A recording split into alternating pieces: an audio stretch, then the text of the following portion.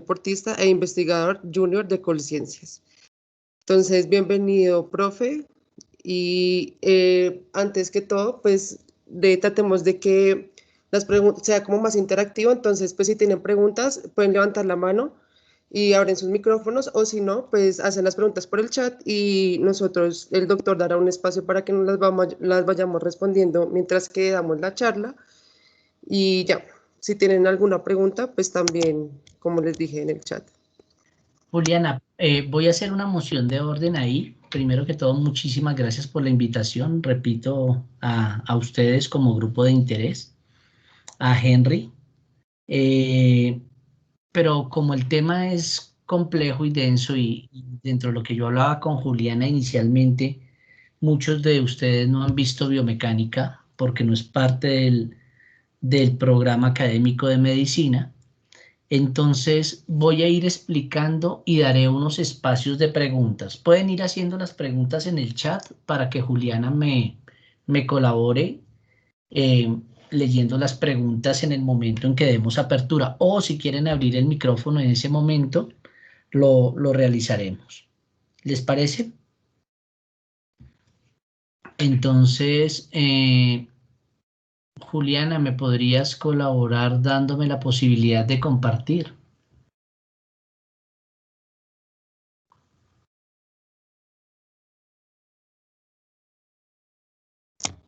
Sí, ya estamos hablando de eso.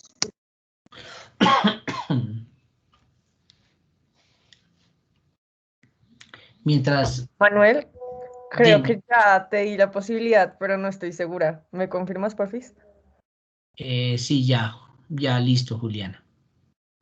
Ya quedó la apertura. ¿Ahí ya están viendo la presentación? Sí.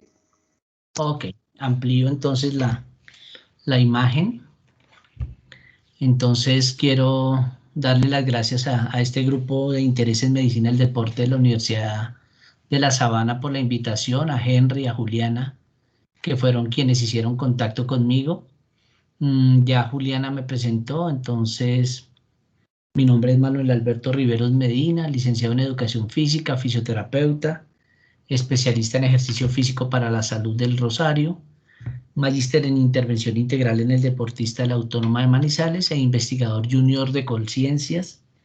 Investigo en el área de biomecánica y análisis biomecánicos aplicados a la actividad física y el deporte. Durante muchos años y en trabajo con Henry trabajamos con persona mayor y en este momento estoy volcado en la biomecánica y específicamente desde la competencia motriz en escolares y las capacidades coordinativas, porque me preocupa muchísimo que el sector salud y el sector educación, y cuando hablo del sector educación hablo específicamente de la educación física y afines, nos hemos centrado en estudiar la enfermedad crónica no transmisible generada por el sedentarismo, pero nos hemos olvidado del sedentarismo y su efecto sobre el sistema neuromuscular, evidenciado pues en la competencia motriz. Dime. En la competencia motriz, como aquella posibilidad que tenemos los seres humanos de utilizar nuestro movimiento para adaptarnos a los ambientes en los cuales nos desempeñamos. Entonces, en la medida que seamos competentes motrizmente porque estimulamos nuestro sistema neuromuscular, pues cada día muy seguramente seremos más físicamente activos, muy seguramente tendremos mejor calidad de vida, y si vamos al adulto mayor, tendremos mayor autonomía, menor posibilidad de fallos, de caídas y por consiguiente fracturas y demás. Entonces, por eso ese es mi tema de interés desde la investigación, y como se acaban de dar cuenta los que ya han tocado el tema biomecánica, pues no es una biomecánica que se centralice solamente en el gesto deportivo o en el potenciar el gesto de cada deportista, sino es una biomecánica mucho más dirigida hacia el tema de salud. Entonces, bienvenidos y vamos a iniciar. Vamos a hablar de biomecánica y las implicaciones para un análisis inteligente del movimiento.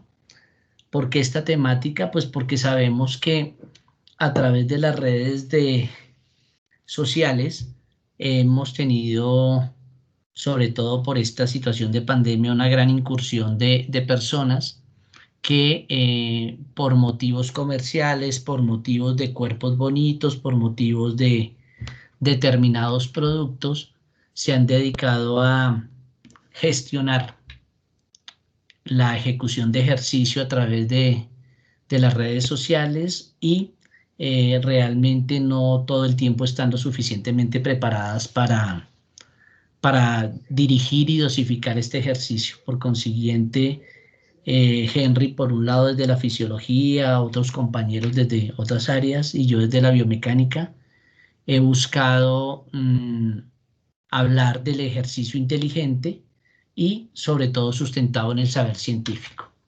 Por eso me van a encontrar a través de @biomecánica_piso Manuel Riveros, @biomovebm, la ciencia del movimiento, donde comparto información sobre biomecánica y cómo realmente realizar el ejercicio teniendo en cuenta las implicaciones biomecánicas para prevenir las lesiones, por un lado.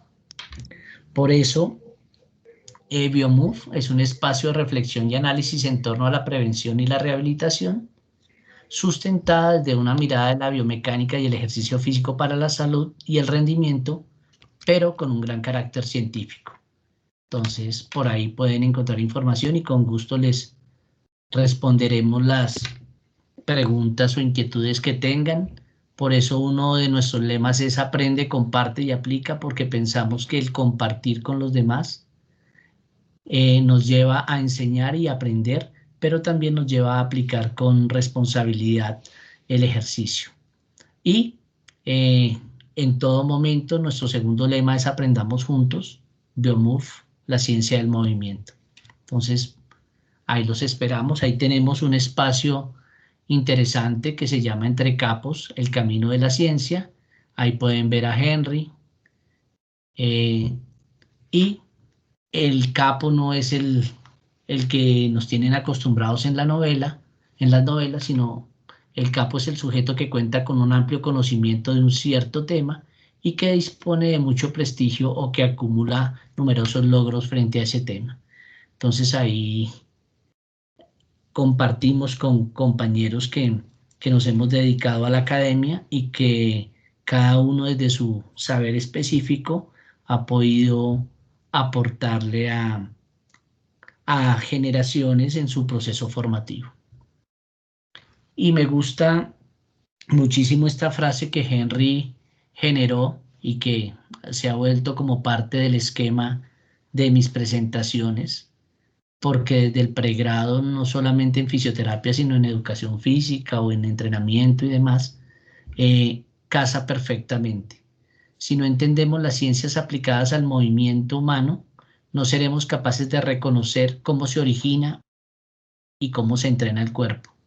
Y en últimas, Henry León Ariza, en últimas estaremos repitiendo lo que hacen los influencers a través de las redes sociales, solamente porque tienen cuerpos bonitos y a veces ni siquiera saben cómo desarrollan las propuestas de ejercicio y están llevando a las personas a que se lesionen más.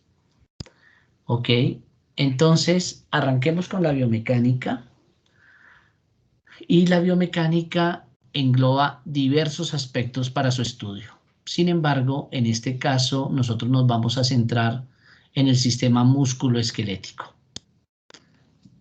Nosotros, dentro de ese esquema que analizamos de la biomecánica, podemos hacer análisis matemáticos, y estos análisis matemáticos nos van a permitir a nosotros elaborar modelos mecánicos para evaluar parcialmente las condiciones de funcionamiento. Por eso en fisioterapia, ahí en la Universidad de La Sabana, tienen que ver biomecánica.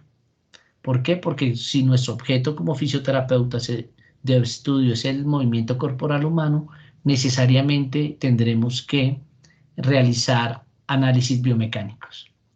¿Cuál es la idea?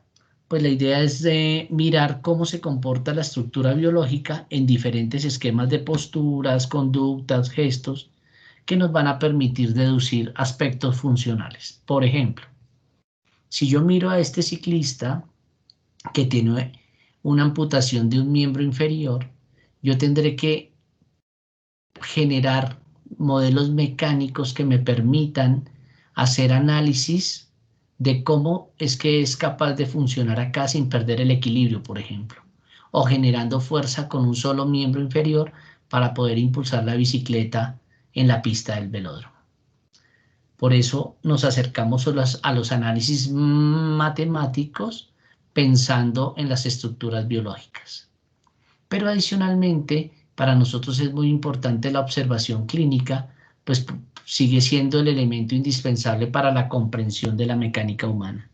Y creo que nosotros en el área de la salud nos hemos distanciado un poco de los análisis clínicos, de toda la parte semiológica, y nos hemos centrado en el uso de ayudas radiológicas y demás, pero a veces nos disponemos solo detrás de un computador en el escritorio, tomamos datos y deducimos, pero no palpamos, no tocamos, no movemos a nuestros usuarios, y esa observación clínica es fundamental, y sobre todo desde la biomecánica. Entonces, nos vamos a centrar en la biomecánica humana, y quiero que al empezar a mirar la biomecánica humana, pensemos que es una ciencia pluridisciplinar, es decir, es una ciencia que se apoya en otras ciencias, y aquí específicamente en las ciencias biológicas y en la física, y dentro de la física en la mecánica particularmente, pero a la vez la biomecánica apoya a las ciencias. Entonces, si pensamos en ortodoncia, si pensamos en ortopedia, si pensamos desde fisioterapia, si pensamos desde la elaboración de catéteres y demás elementos que se utilizan en el área médica, la biomecánica juega un papel fundamental.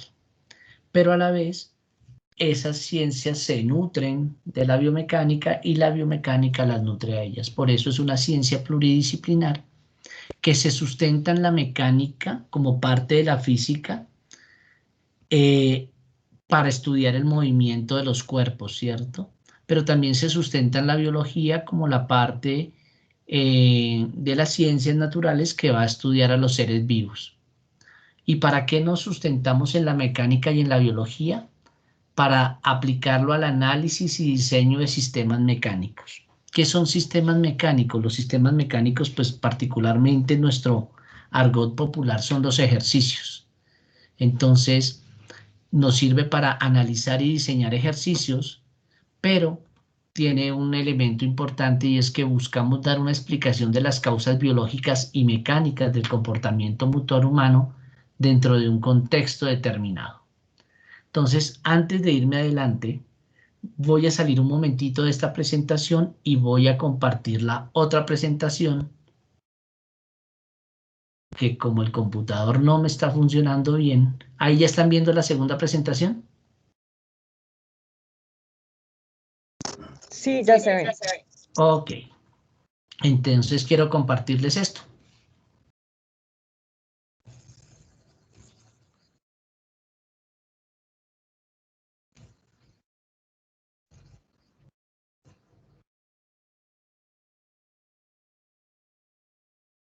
Y hacemos todos los cálculos matemáticos y hacemos todos los análisis posibles, pero el movimiento no cumple con los requerimientos que esperamos, y lo evidenciamos así.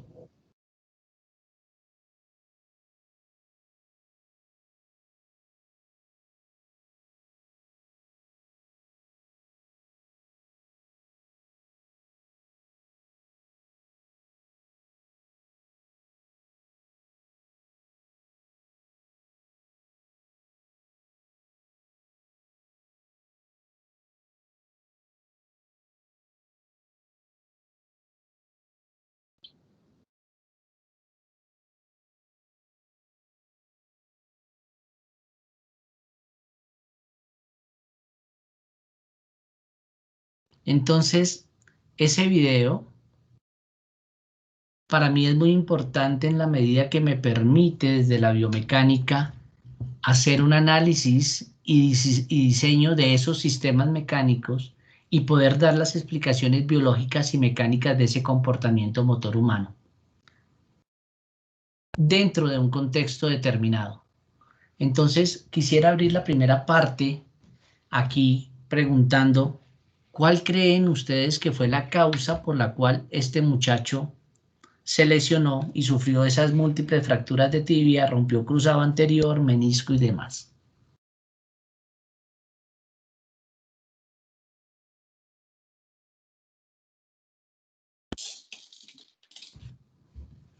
María José, creo que abriste el micrófono, te escuchamos.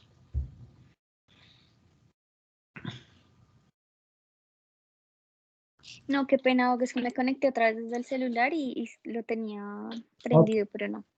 No te preocupes. ¿Alguien quiere compartir de pronto por qué creen que este muchacho se lesionó de esa manera? ¿Cuáles fueron las causas biológicas y las mecánicas que influyeron para que él se lesionara en esa sentadilla? ¿Podrían poner nuevamente el video? Qué pena. Claro que sí.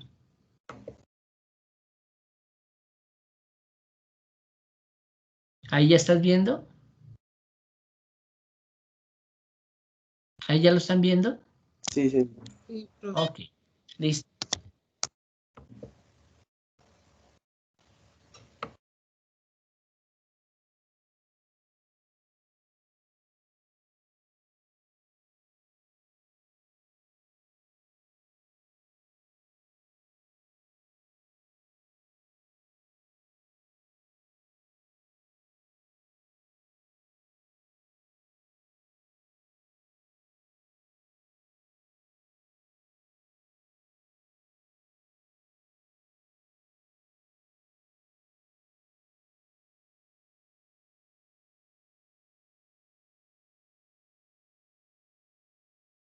Ok, ¿cuáles podrían ser esas causas biológicas y mecánicas que generaron esa lesión?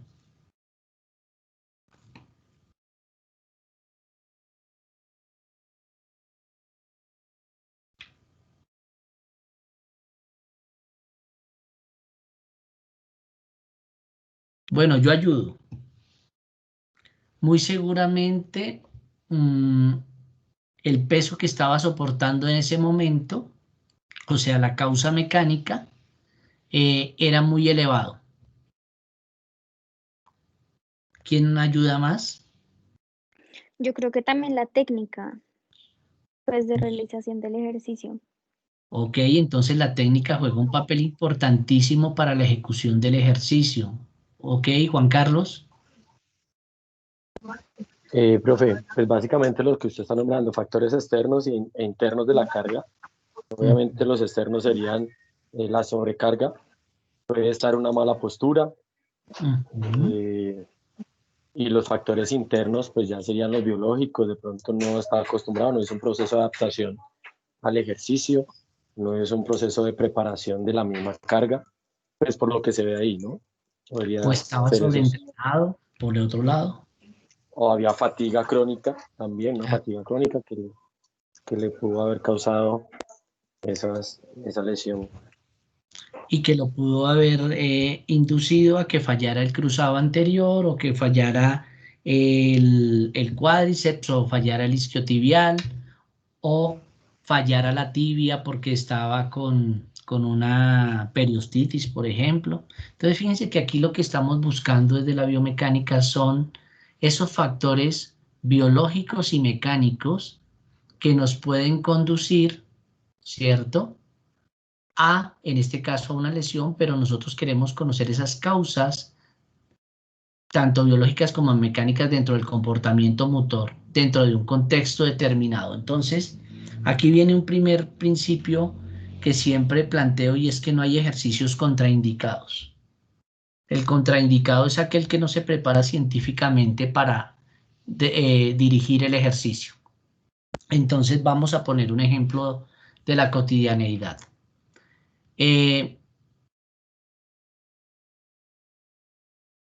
Muchachos y muchachas, una pregunta.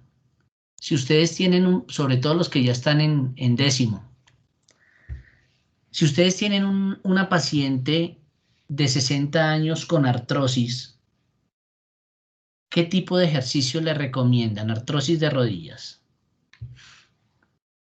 Y está con sobrepeso de pasadita.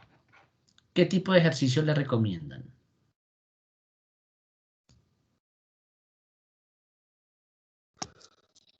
Profe, una cosita, es que hay dos personas que tienen levantada la mano desde la pregunta que usted hizo Ay, anterior. No sé si... Ah, eh, ya solo hay una persona. No sé, Johan Sebastián Gutiérrez, ¿quisieras decir algo con respecto a la anterior pregunta con esta? qué pena, Johan. Es que yo aquí solo veo los números y no veo sino... Hola, profe, saludos. No, pues otra de las cosas que podría haber afectado ahí puede haber sido la calidad de los ligamentos propiamente dichas, puede ser ocasiones, consecuencia de tipo farmacológico o en la misma bioquímica de la persona, algún otro proceso que pueda alterar la integridad en la biología del tejido. Qué interesante lo que dices, Johan, porque a veces no contamos con eso y cuando, por ejemplo, hablamos de la biomecánica de los tejidos biológicos y hablamos del uso de corticoides, nos dañan las matrices extracelulares y los ligamentos y los tendones se ven bastante vulnerados y sabemos que en este deporte no es que estén lejos del uso de estos fármacos y podría ser una de las causas también. Muy bien, Johan, gracias. ¿Quién era la otra persona que tenía la mano levantada? Ya no aparece. ¿Alguno quiere responder la pregunta que acaba de hacer el profe? Ahí creo que alguien levantó la mano. Sí, está Felipe Melo Ramírez y ahorita sigue Julián Andrés Manrique. Hola. Dale, Felipe. No, profe, pues básicamente mi aporte era el que dijo, creo que el segundo o tercer compañero. Yo estaba fijándome más que todo por los lados de la postura del deportista y tal vez había pensado también en un factor de sobreentrenamiento. Pero Oh, pues aprovecho el segundito rápido pues para presentarme. Yo apenas voy en tercer semestre, pero pues agradezco estos espacios para complementar mucho más los conocimientos. Muchas gracias, profe. ok, Felipe, gracias. ¿Y quién más era, Juli? Mm, Julián Andrés Manrique. Julián. Buenas noches, profe. Buenas noches, Julián. ¿Cómo estás? Bien, señor. Pues bueno, yo lo hago con base a la pregunta número 2 que usted realiza. Como tal, pues teniendo la patología, perdón, de la artrosis en la rodilla, pues el mejor ejercicio que yo plantearía será un ejercicio que no genere un impacto de alta intensidad a la persona. Es decir, obviamente si tiene ya la molestia, que es el simple y llanamente el hecho de caminar, le genera el dolor, pues no sé, yo lo plantearía más por ejercicios tales como la natación. Eso creo que es el único, uno de los más que conlleva un mayor beneficio, puesto que la resistencia que el cuerpo pierde frente a lo que está realizando el ejercicio es bastante y pues obviamente sumará a la disminución del dolor y pues no creará más contraindicaciones, por así llamarlo. Ok, muy bien, Julián. Pero fíjate que si nosotros empezamos a mirar, tú estás mirando la sintomatología y eso es muy pertinente, pero si nosotros miramos la generalidad, el ejercicio más recomendado para la persona con sobrepeso, sin contar la artrosis, es la marcha, ¿sí o no? Y si nosotros hacemos marcha y fuera de eso tiene artrosis, pues las cargas, como tú lo decías, que se van a generar en la rodilla van a ser mayores y por consiguiente van a contribuir a un mayor daño del tejido. Y habitualmente uno escucha desde ortopedia que el ortopedista le dice a la señora que tiene la artrosis que por favor en bicicleta no monte. Y ahí hay un error garrafal porque no estamos hablando de los contextos o no estamos mirando desde la definición de biomecánica el contexto determinado. Entonces, así como tú decías, Si la persona con el solo caminar presenta sintomatología, yo ya estoy analizando el contexto y prefiero mandarla al agua, donde no va a tener la acción de la fuerza de la gravedad y por consiguiente las cargas de tipo compresivo, cizallante o rotacional se van a dar, pero se van a disminuir en la intensidad y va a permitir que esta persona desarrolle el ejercicio. Ahora, si utiliza la bicicleta como Mariana Pajón, que es el sillín bajito y hace mayores rangos de flexión de rodilla, pues entonces ahí también va a generar el desgaste en la patelofemoral y por consiguiente ese ejercicio no sería indicado para ella. Pero si yo la subo a una bicicleta donde le acomodo el sillín a la altura pertinente para la longitud de sus miembros, sería uno de los ejercicios pertinentes porque le estoy disminuyendo las cargas axiales o compresivas sobre su rodilla y ese sería un mejor ejercicio para disminuir peso corporal y para facilitar los procesos de nutrición y eliminación de productos de desecho por parte del cartílago. Y de esa manera estaría siendo benéfico para ella. Por eso la definición nos dice dentro de contexto determinado. Si yo miro a un luchador de Greco, él calienta clavando su cabeza en la colchoneta y haciendo movimientos rotacionales sobre su cabeza. Ese ejercicio necesariamente tiene que hacerlo él porque eso es parte de la técnica deportiva. Pero si yo voy a llevar a la abuelita de 80 años que tiene problemas vasculares y le pongo a hacer y tiene artrosis a nivel cervical y le pongo a hacer ese ejercicio, muy seguramente ese ejercicio no sería el indicado para ella. Entonces, resumo, la biomecánica humana es una ciencia pluridisciplinar sustentada en la mecánica y en la biología y aplicada para el análisis y diseño de sistemas mecánicos, buscando dar una explicación tanto de las causas biológicas y mecánicas del comportamiento motor humano dentro de un contexto determinado. Por eso, la biomecánica engloba diversos aspectos para su estudio. Vamos a estudiar o vamos a introducirnos en la biomecánica desde los cuerpos sólidos. ¿Qué son los cuerpos sólidos? Los cuerpos sólidos son aquellos que están caracterizados por tener forma y unas dimensiones, como por ejemplo este celular, ¿cierto? Como por ejemplo este control, como por ejemplo esta pelota. Los cuerpos sólidos pueden ser de dos tipos fundamentales, los cuerpos que son deformables y los cuerpos que son rígidos.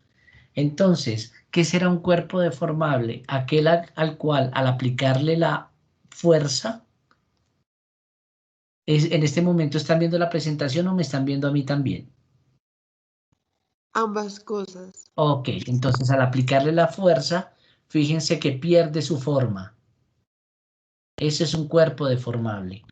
Le aplico la fuerza y pierde su forma. Eso es un cuerpo deformable. Pero si yo a este celular le aplico la fuerza, sí está perdiendo su forma. Lo que pasa es que la magnitud o la cantidad de fuerza que yo le estoy generando no es lo suficiente como para poner en evidencia la deformación que está sufriendo. Entonces, cuerpos deformables. Y los cuerpos rígidos, realmente, comillas, no existen, porque yo puedo perfectamente doblar el acero, puedo romper una pared de concreto, dependiendo el elemento que utilice. Entonces, esos cuerpos rígidos son una abstracción teórica que generó Euclides, pero nos va a permitir hacer análisis matemáticos. Por otro lado, vamos a tener los fluidos. Ya sabemos que los fluidos son sustancias que van a tener la posibilidad de acomodarse a la forma del recipiente que los contiene. Entonces, si yo tengo este frasquito aquí con este champú, pues entonces el champú se acomoda a la forma que tiene el frasquito, miren. Pero si yo lo coloco así, pues se acomoda de esa forma y ya sabemos que esos fluidos pues son los gases y son los líquidos y ustedes saben muchísimo de fisiología de la parte cardiovascular pulmonar que ahorita no vamos a tocar acá. Nos vamos a quedar solo en el sistema musculoesquelético. La biomecánica entonces se va a dividir en dos áreas fundamentales. Por un lado la biocinemática y por el otro lado la biocinética. La biocinemática va a estudiar el movimiento, pero no le interesan las fuerzas que producen ese movimiento. Por eso hablamos de los ángulos de las articulaciones, por ejemplo, en el movimiento en esta carrera. Hablamos de la aceleración, hablamos de la velocidad, hablamos de la distancia. Ahí estamos hablando de la cinemática. Pero cuando hablamos de la biocinética, hablamos del estudio del movimiento, pero tenemos en cuenta las fuerzas que lo producen.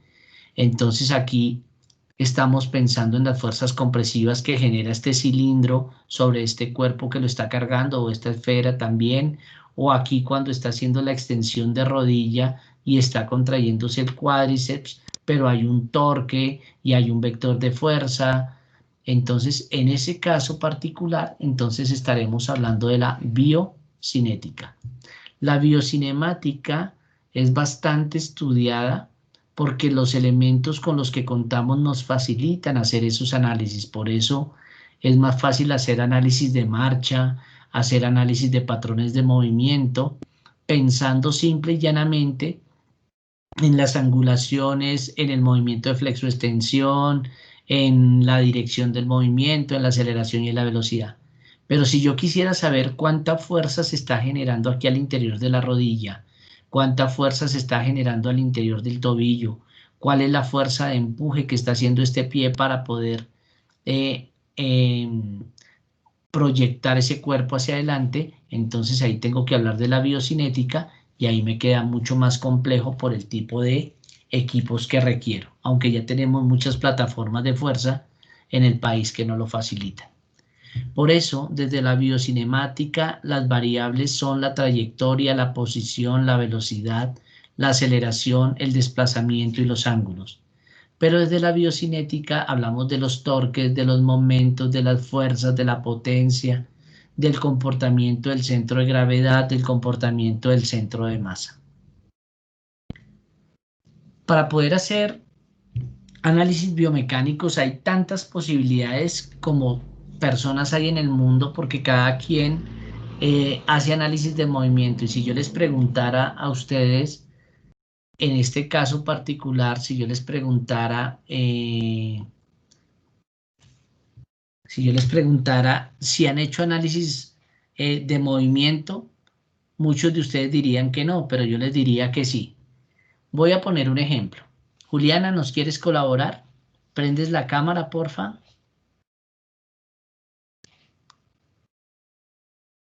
Ok, Juliana. Hay espacio hacia atrás, ¿cierto? Sí. Quiero que coloques la cámara de manera que te podamos ver caminar. Y María José Rojas, ¿prendes la cámara, María José, porfa? Sí, señor. Ok. Juliana, tú vas a caminar hacia la pared del fondo y vas a regresar, pero necesitamos que podamos ver tu cuerpo entero. ¿Ahí se ve bien o está trabado? No, ahí te estamos viendo bien. Y Ahí te vemos bien. María José, tú lo que vas a hacer es analizar el movimiento de la marcha de Juliana. ¿Listo? Listo. Ay, es que no sé por qué no me deja prender la cámara, pero ya ahí estoy pendiente. Es que no sé. Bueno, dale pues. Mira a Juliana caminar.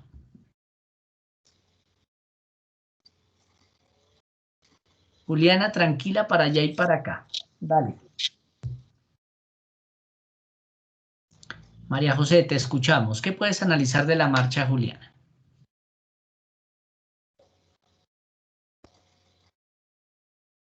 Juli, no te veo.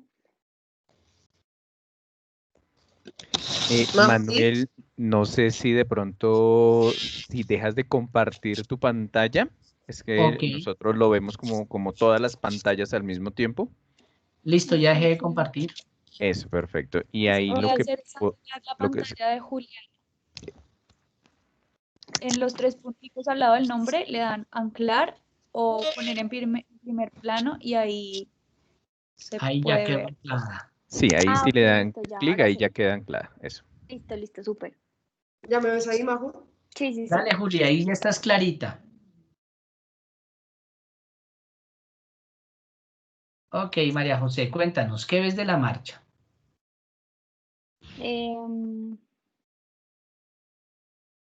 Bueno, o sea, lo primero que veo es como el tipo de marcha que hace, ¿sí? Ok, dale, descríbela. Bueno, pues Juli empieza a caminar,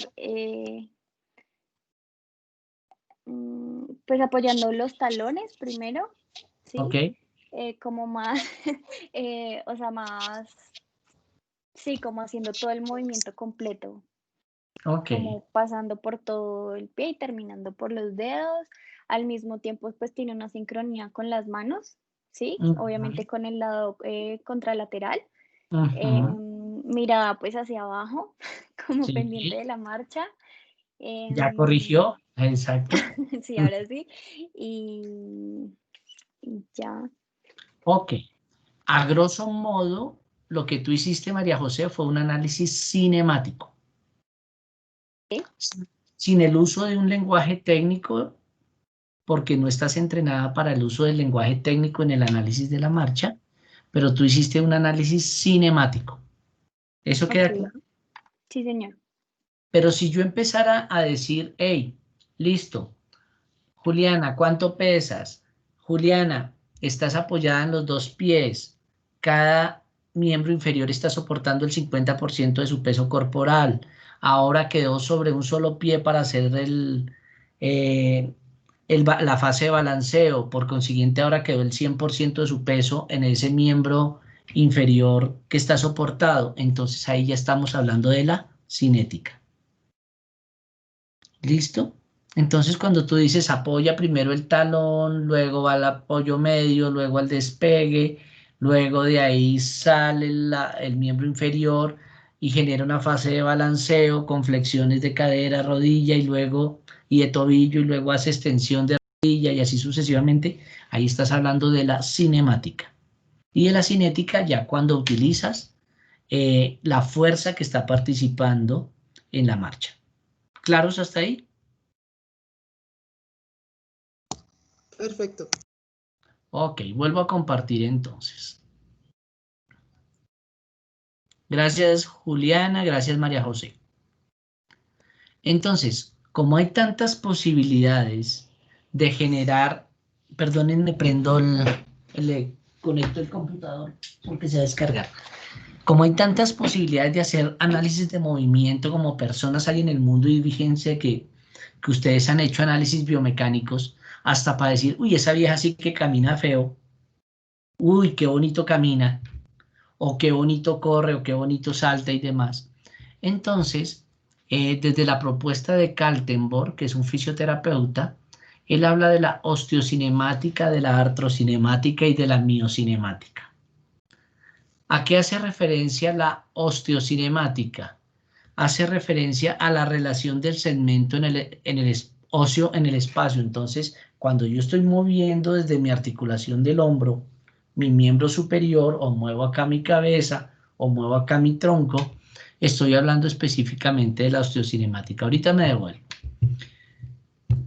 El otro concepto de Kaltenborg es la artrocinemática. Entonces, él ya no solo piensa en la ABD y en la ADD del hombro o la flexión y la extensión del hombro, sino piensa en lo que está sucediendo al interior de la articulación.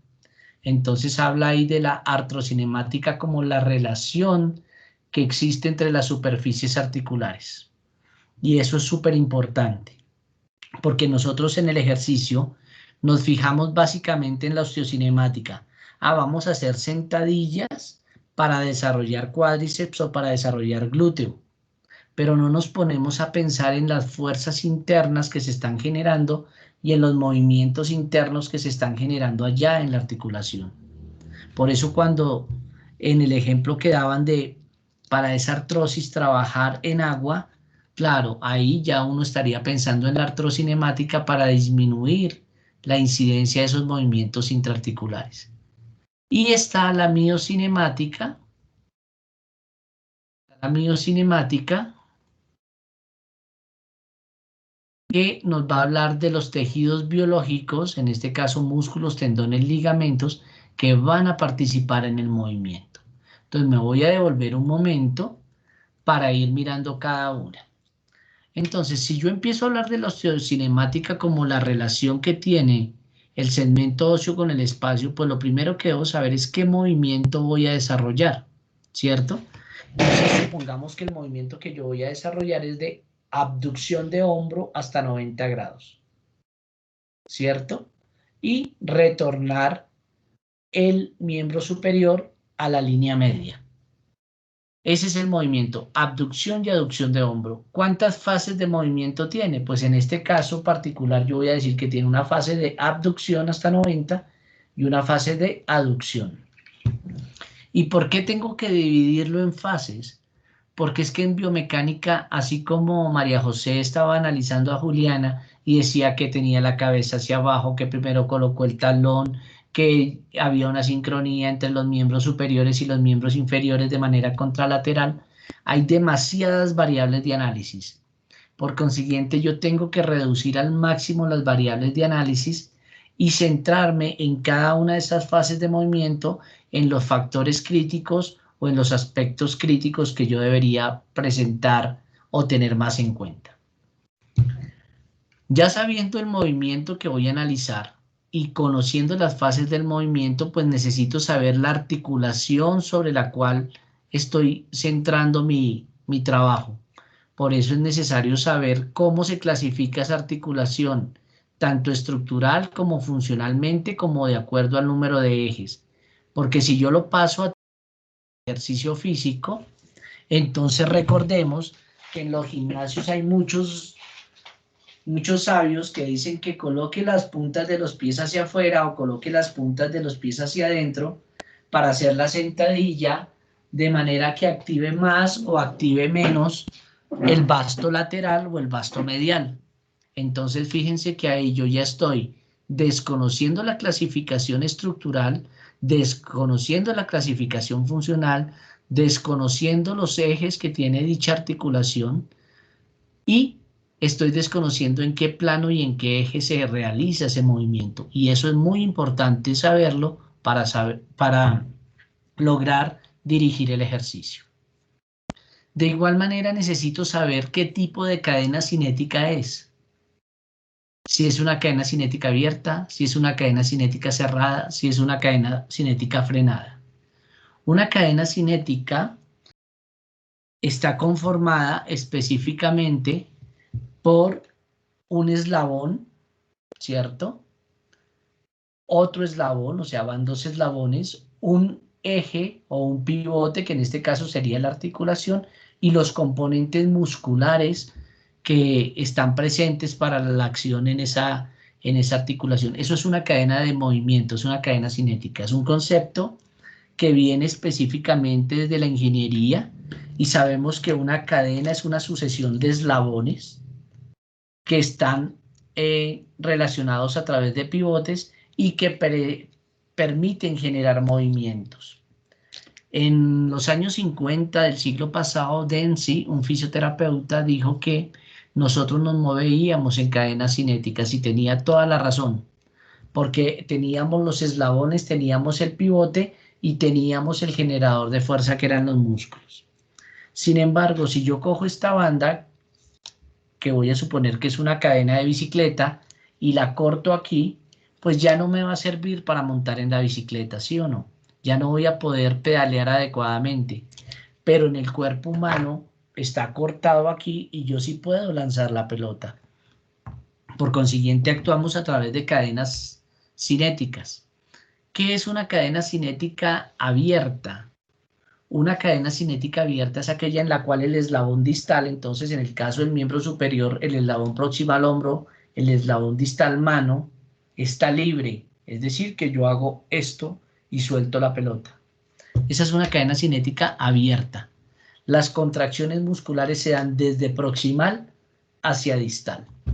Una cadena cinética cerrada es aquella en la cual el eslabón distal, voy a bajar aquí la pantalla, el eslabón distal está fijo, pero el eslabón proximal es el que se mueve. Entonces, los push-up, las sentadillas, las planchas se convierten en cadenas cinéticas cerradas. Por eso, en la ejecución de abdominales, uno de los planteamientos más interesantes actuales es que uno debería fortalecer a través de cadenas cinéticas cerradas, es decir, con planchas y no con los crunch habituales, debido a los brazos de palanca y a las presiones intraabdominales que se están generando. Entonces, ejercicios de cadena cinética abierta, eslabón distal, se mueve, eslabón proximal, estabiliza, cadena cinética cerrada, eslabón distal, estabiliza, eslabón proximal, se mueve. Por eso los beisbolistas, los basquetbolistas, los voleibolistas, los nadadores se lesionan es el hombro y no los dedos. ¿Por qué? Porque al lanzar la pelota, quien tiene que estabilizar y tiene que mantener la articulación para que no se vaya con la pelota es la musculatura proximal. Por eso las lesiones se dan allá. Por eso la lesión como la de Santiago Arias, que fue en cadena cinética cerrada, porque él quedó totalmente clavado en el piso y generó un torque, le llevó a que se fracturara y se luxara a nivel del tobillo, porque el eslabón distal era el que estaba fijo o estable. ¿Queda claro hasta ahí? Sí, señor. Ok, fíjense lo importante de esto que estoy diciendo de las cadenas cinéticas, porque está la fama de vamos a hacer con el aparatico ese que de vibración que muestran por televisión, vamos a hacer trabajos en superficies inestables y muchas veces no conocemos qué es una cadena cinética abierta, una cerrada. En la cadena cinética cerrada me faltaba decir que se dan procesos de co-contracción, es decir, que se activan agonistas, antagonistas, sinergistas, todos a la vez. Por eso si yo les dijese a ustedes en este momento que se pongan de pie, que se apoyen sobre el miembro inferior no dominante y que cierren los ojos, van a empezar todos a bailar ahí. ¿Por qué? Porque están generando participación de todos los grupos musculares en co-contracción. Por eso las cadenas cinéticas cerradas me generan fortalecimiento generalizado, mientras que las cadenas cinéticas abiertas se utilizan para fortalecimientos más específicos. Pero, ¿qué sucede si yo estoy montando en bicicleta? ¿Es una cadena cinética abierta o es una cadena cinética cerrada?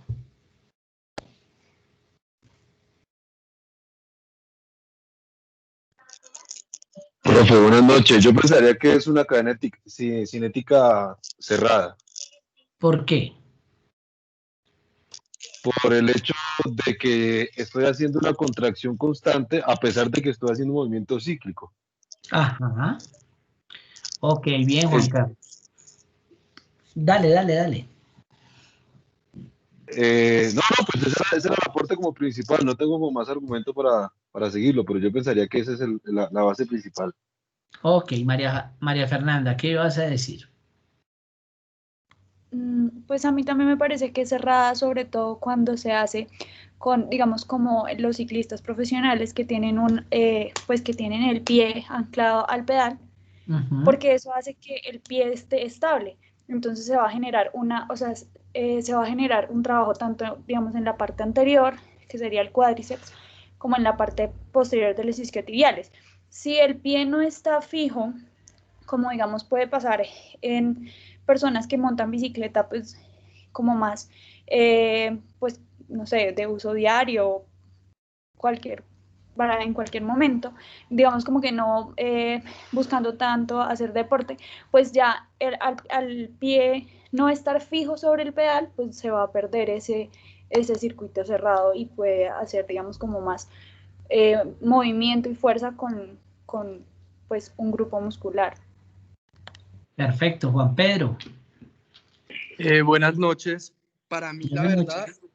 pues sin saberlo analizo, me parece que es abierto, porque el segmento distal está transmitiendo, en este caso sería el miembro inferior que va a transmitir esta fuerza hacia el pedal y se mueve de la forma en que un lanzamiento le transmitiría la fuerza a la ola En este caso, mediante el pie estamos transmitiendo la energía hacia el pedal para moverlo. O sea, está fijo al pedal el pie, pero estamos transmitiendo esa energía al pedal.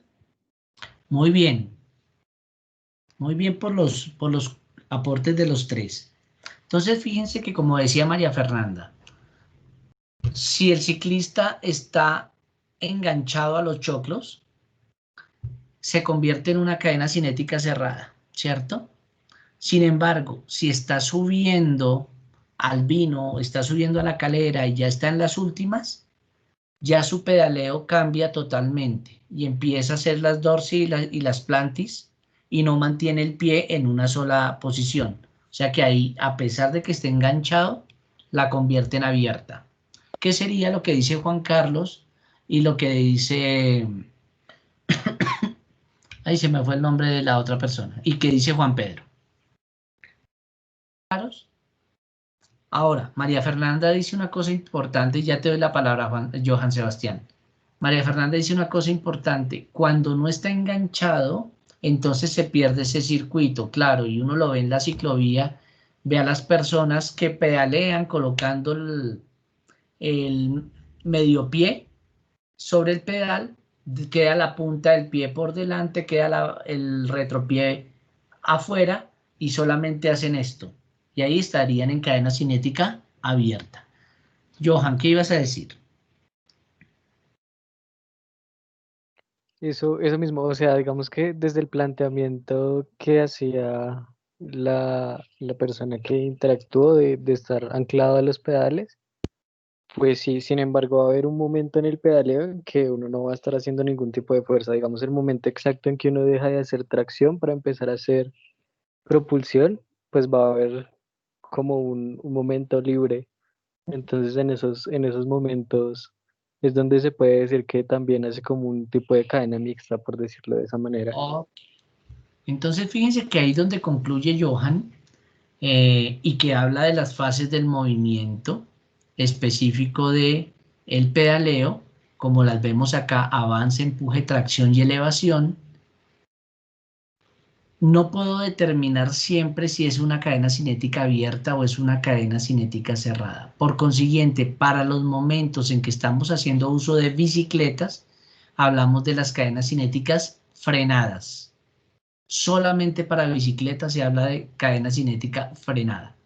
Entonces, vamos a suponer que la séptima es una vía totalmente plana y estoy con el plato grande y el piñón pequeño. Necesito hacer un determinado nivel de fuerza para impulsar la bicicleta, pero voy a empezar a subir a patios.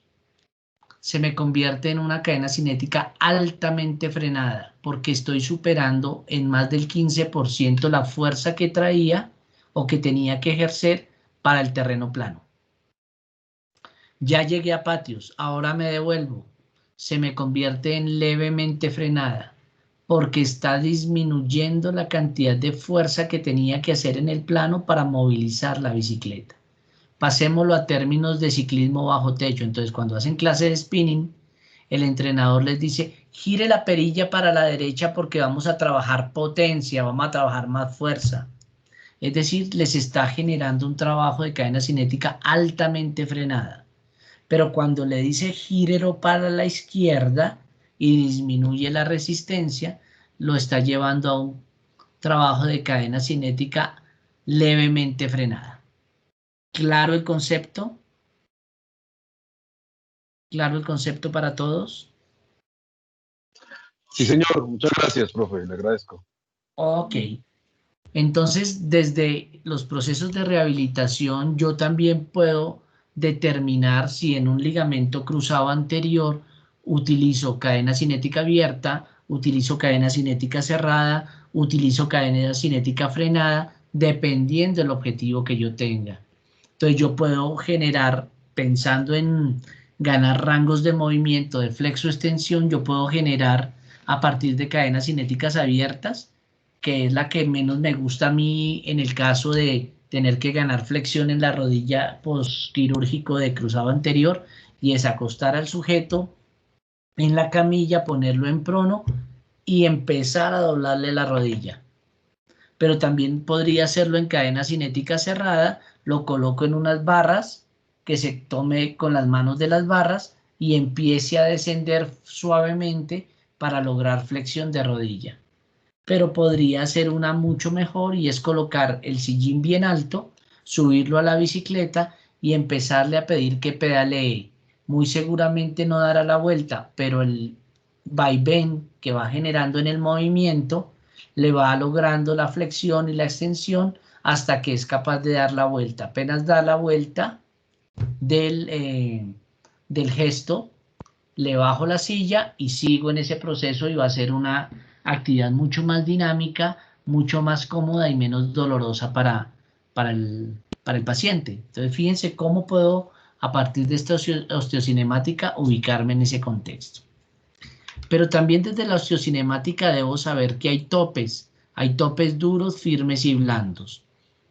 Y eso lo debo conocer de las articulaciones. Un tope duro, entonces, va a ser específicamente el hueso. Un tope firme, que siempre lo tendremos, que serán las cápsulas y los ligamentos. Y un tope blando, que serán los músculos, y en este caso particular los músculos antagonistas. Entonces, si yo les pido a ustedes que en este momento flexionen sus codos y extiendan sus codos fuertemente, van a darse cuenta que el olecranon se mete en la fosa olecraneana.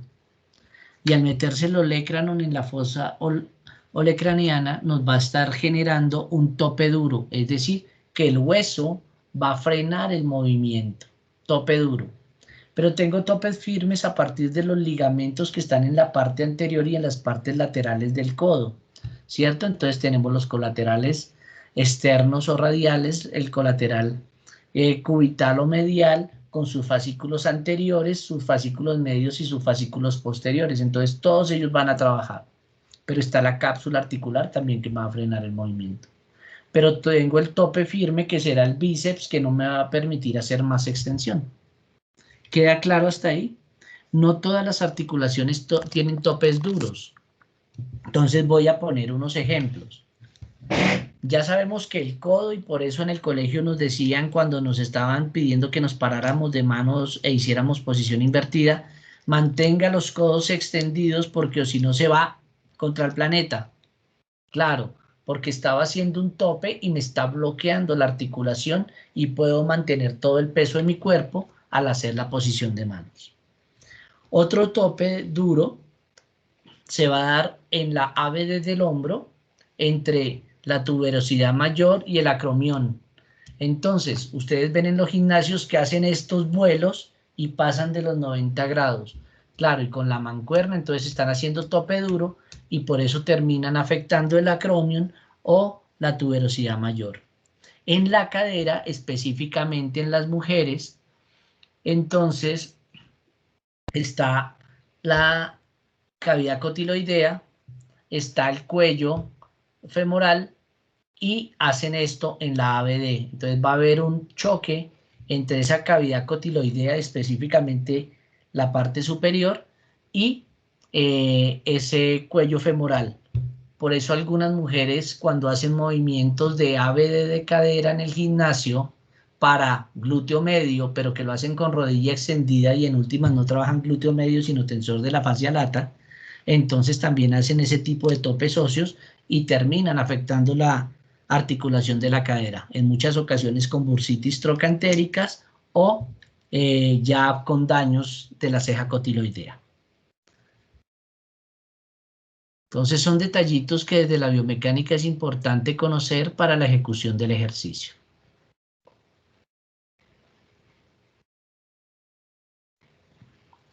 Listo, entonces retomemos. Entonces, para el análisis osteocinemático necesito saber el movimiento, cuáles son las fases, cuál es la articulación que va a participar y qué tipo de articulación es tanto estructural como funcional por el número de ejes, en qué planos y en qué ejes se mueve esa articulación y específicamente en el movimiento que estoy analizando, qué tipo de cadena cinética es, si abierta, cerrada, frenada, si tiene topes duros o no, si tiene, cuáles son los topes firmes, cuál es la cápsula cuáles son los ligamentos que están participando en esas fases del movimiento y cuáles son los topes blandos o músculos que están influyendo para limitar el movimiento, es decir, el antagonista. Pero si yo ya miro la artrocinemática como la relación de las superficies articulares, necesito mirar cuál es el segmento articular que estoy analizando, ¿cierto? Cuál es el estático y cuál es el móvil. Necesito mirar los movimientos intrínsecos a nivel de la articulación y necesito saber, a partir de esto, cuál es el sentido del movimiento para determinar si hay ley cóncavo, convexo o no la hay. Entonces, recordemos que el segmento es el espacio comprendido entre articulación y articulación. Entonces, si yo hablo de miembros superiores, está el segmento antebrazo, el segmento brazo, segmento muslo, segmento pierna y así sucesivamente. Entonces, en el ejercicio yo necesito verificar cuál es el segmento que se está moviendo y cuál es el que está estando estático. Entonces, si yo hago el ejercicio acá de la sentadilla, mi segmento estático son las piernas, pero mi segmento móvil es el muslo, ¿cierto? Pero si yo lo hago en la máquina de cuádriceps y extiendo la rodilla, o lo hago en la máquina de isquiotibiales y flexiono la rodilla, mi segmento móvil ya no será el muslo, sino será la pierna, ¿cierto? Y el segmento estático será el muslo. Entonces necesito eso saberlo, porque si nos fijamos aquí en esta imagen de abajo, cuando yo muevo la pierna, que es la móvil, con relación al muslo, que es el fijo, entonces se van a mover en las concavidades de los platillos tibiales con relación a las convejidades de los cóndilos femorales. Pero si yo lo hago en cadena cinética cerrada, esto sería una cadena cinética abierta. Pero si lo hago en cadena cinética cerrada y el segmento fijo es la tibia, el segmento móvil es el muslo, entonces se van a mover los cóndilos femorales sobre los platillos tibiales. Y eso es importante desde la artrocinemática, porque internamente tendremos movimientos de deslizamiento de las superficies, tendremos movimientos de rodamiento, es decir, que múltiples puntos de esta superficie móvil se mueven o entran en contacto con múltiples puntos de la superficie fija.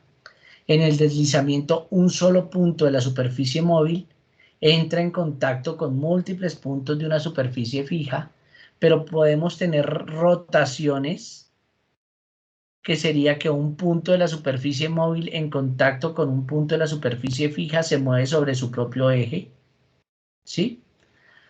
Podemos tener balanceos, que es a partir de un eje poder describir ángulos de movimiento, y podemos tener giros, que sería la sumatoria, así como la circunducción es la sumatoria de todos los movimientos en el hombro o en la cadera. Internamente podemos tener los giros, que es la sumatoria de los deslizamientos más los rodamientos más los balanceos más las rotaciones. Y eso me va a permitir explicar desde la medicina y específicamente desde la ortopedia por qué utilizamos todas esas pruebas para evaluar ligamentos, para evaluar meniscos, para evaluar la articulación patelofemoral, porque necesitamos mirar la artrocinemática. Y dependiendo de eso, podré saber si esos rodamientos se dan en sentido contrario con los deslizamientos o se dan en el mismo sentido de acuerdo a si se mueve la concavidad o la convejidad. Es un tema que apenas se los dejo ahí a grosso modo para que les quede en la conciencia la necesidad de pensar en lo que está sucediendo internamente en la articulación. Y por ejemplo, si se rompe el menisco, ustedes saben que se genera un bloqueo articular, por consiguiente me afecta los deslizamientos, me afecta los rodamientos, me afecta las rotaciones de la articulación, por consiguiente me afecta la artrocinemática. Y en fisioterapia nosotros hablamos que si se genera una alteración de la osteocinemática, tranquilo que eso se soluciona.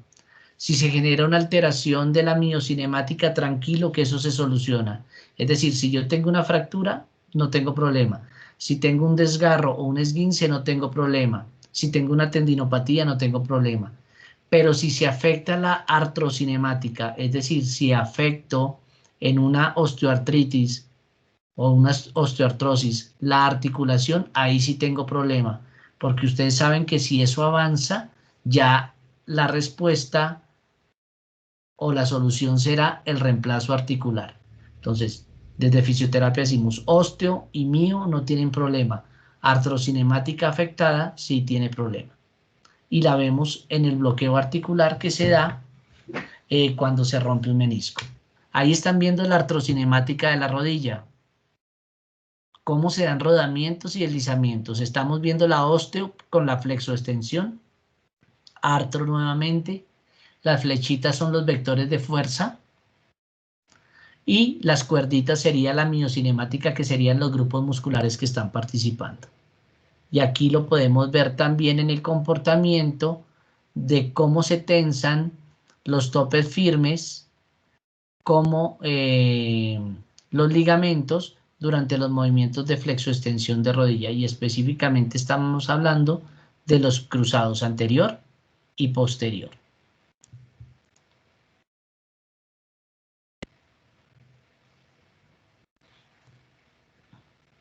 Nuevamente abro sesión de preguntas hasta ahí.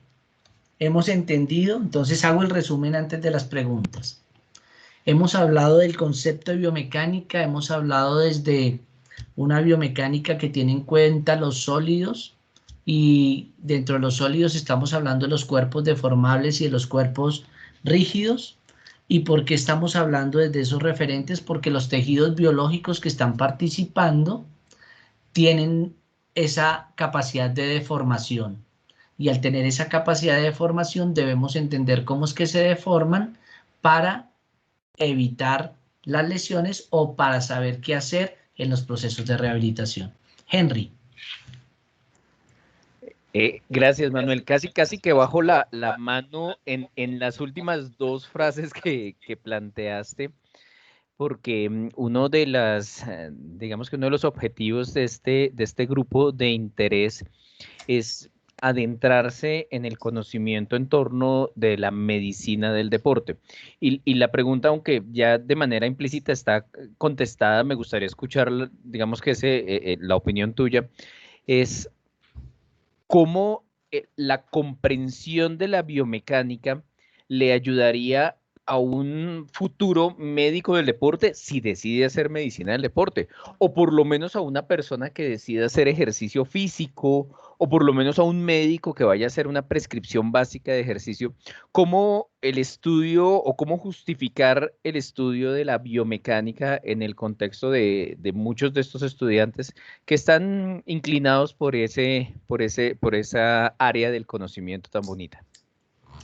Bueno, yo te voy a contestar desde 3 puntos de vista. El primero, creo que Colombia tiene una necesidad importantísima de tener personas especializadas y ojalá máster y doctores en el área de biomecánica. ¿Por qué? Porque nosotros vivimos en función del movimiento, y aunque el movimiento sea parte u objeto de estudio de la fisioterapia y de la educación física, todos nos movemos y sabemos que reconocemos el mundo, nos reconocemos a nosotros mismos y reconocemos a los demás a través del movimiento. O sea, en estos días de confinamiento que no nos hemos podido mover como habitualmente lo hacemos, nos damos cuenta de la importancia de la naturaleza y de la posibilidad de movimiento. Entonces, en ese sentido, y retomando la idea de que el ejercicio es la medicina, el conocer este intrincado mundo de la biomecánica y sobre todo no solo de los fundamentos, como lo estamos hablando ahorita, solamente de la cinética y la cinemática, sino de la biomecánica articular, de la biomecánica de tejidos biológicos, le va a brindar al profesional de la salud y del deporte muchas herramientas para que pueda tomar decisiones adecuadas frente a la prescripción del ejercicio. Ahí va la sugerencia que yo le hago a muchos de mis estudiantes de que cuando empiecen sus estudios graduales que se vayan por la línea biomecánica si se emocionan con el tema. La segunda, pues, la necesidad de reconocer ese comportamiento biomecánico articular de los tejidos biológicos, conocer los fundamentos. Aquí solamente fíjense que hemos ido a la definición y a la división de la biomecánica. No nos hemos adentrado todavía más. Y lo digo, la tercera respuesta es desde lo personal. Siempre he jugado fútbol y tú lo sabes.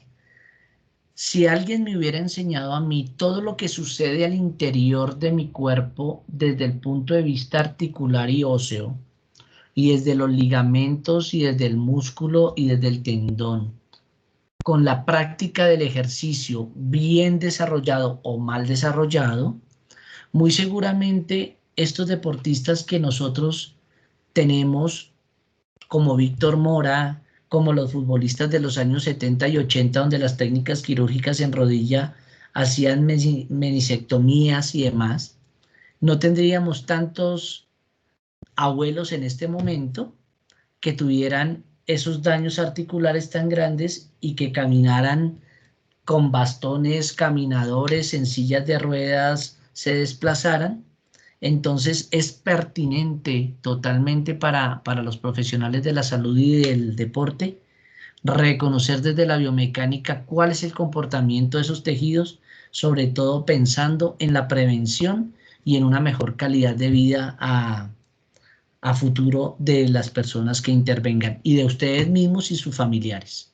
Entonces, fíjense que esta biomecánica no está centrada como la vio Juan de pronto, como la vio Cata, como la vio Ana María, en el gesto deportivo, sino que va más allá. Lo que pretende es que podamos hacer análisis profundos para saber cómo debo y cómo no debo desarrollar el ejercicio. Por eso repito, no hay ejercicios contraindicados. El contraindicado es el que no se prepara científicamente para desarrollarlo. Muchas gracias, Manuel. Juan José, con gusto, Henry. Bueno, profe, y quería también ahí aportar algo en relación a lo que está diciendo, y es que pues está muy afín con lo que dice, y es que si tenemos una comprensión básica o ya sea mayor de la biomecánica, con lo que usted decía de la biocinemática, lo de los topes, uno podría inducir, inducir, digamos, una adecuada ejecución del entrenamiento, ya sea para el adulto mayor o para la prevención primaria, digamos, en los jóvenes, para que de esa forma el ejercicio se realice de manera correcta, digamos en el caso de la sentadilla, que no nos haga un desgaste articular en la rodilla, sino que favorezca el fortalecimiento y la propiocepción para una vejez, digamos, un poquito mejor, ¿no? Claro, Juan José, esa es la idea. Porque es que si pensamos en términos de deporte y si lo pensamos desde nuestras instituciones deportivas, lo que les interesa realmente son las medallas, pero no les interesa a largo plazo qué va a suceder con ese deportista que hoy nos representa y que posteriormente el sistema deportivo le va a cerrar las puertas y no lo va a apoyar en su vejez. Y si va a estar bien alterado desde el punto de vista biológico, ya sea en rodilla, cadera, columna. Recuerden a Óscar Figueroa que no lo querían apoyar, hizo todo su tratamiento de manera particular, se ganó la medalla en los Olímpicos y ahí sí todo el mundo, ¡ay! Fue por nuestro apoyo. Entonces, son esas situaciones en las cuales nosotros como profesionales de la salud y del deporte tenemos que pensar no solo en la inmediatez de la medalla, sino en qué va a suceder con ese sujeto a largo plazo. Por eso esta biomecánica es importante y es diferente. Dale, Juan José, para complementar y ya te doy la palabra, Julián. Y una pregunta, profe, ¿usted nos recomendaría, digamos, alguna bibliografía que nos mostrara una biocinemática correcta, que nos mostrara, digamos, los topes que nos permita prescribir el ejercicio de manera correcta para evitar ese desgaste que mencionábamos ahorita? Bueno, yo te doy dos dos opciones, bueno, tres opciones fundamentales. La primera, si lo quieres así de inmediatez, a través de Biomove, como arranqué la charla, puedes hacer las preguntas y con mucho gusto te conectamos. Puedes estar siendo parte de los diplomados que hacemos en biomecánica, de los cursos, de los talleres mensuales y demás. Esa es una.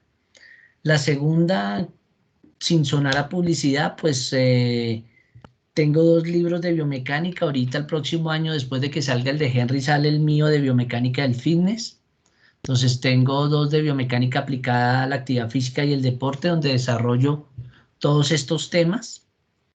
Y el que va a salir de biomecánica del fitness, entonces lo hicimos con Henry, pensando precisamente en el ejercicio con todas las posibilidades de disminución de riesgos, mostrando desde la biomecánica cómo debemos hacerlo adecuadamente, pero ese sale hasta el próximo año. Y pues bibliografía de biomecánica hay por montones. Hay por montones. Con mucho gusto yo les puedo compartir de los PDFs que hay. Sin embargo, las orientaciones son totalmente diferentes. Perfecto, Entonces, profe, muchas con gracias. mucho gusto, Juan José. Julián.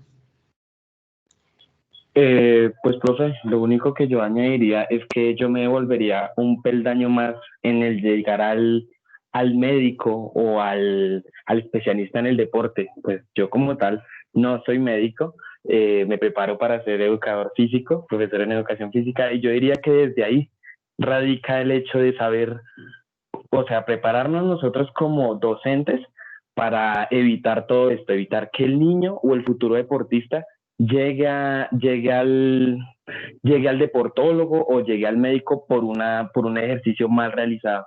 Entonces yo le diría que es volverse un poquito más, obviamente, claro, nadie está exento a una lesión, pero sí es necesario que planteemos mejor las bases de la educación física frente a la realización de algún deporte o frente a la realización del propio ejercicio. Estoy de acuerdo, Julián, en la medida que nosotros como educadores físicos actuamos en la prevención primaria de la salud, a pesar de que en Colombia no somos profesionales de la salud los educadores físicos, sino profesionales de la educación. Nuestro papel sí está a nivel escolar de prescribir el ejercicio y dosificar el ejercicio.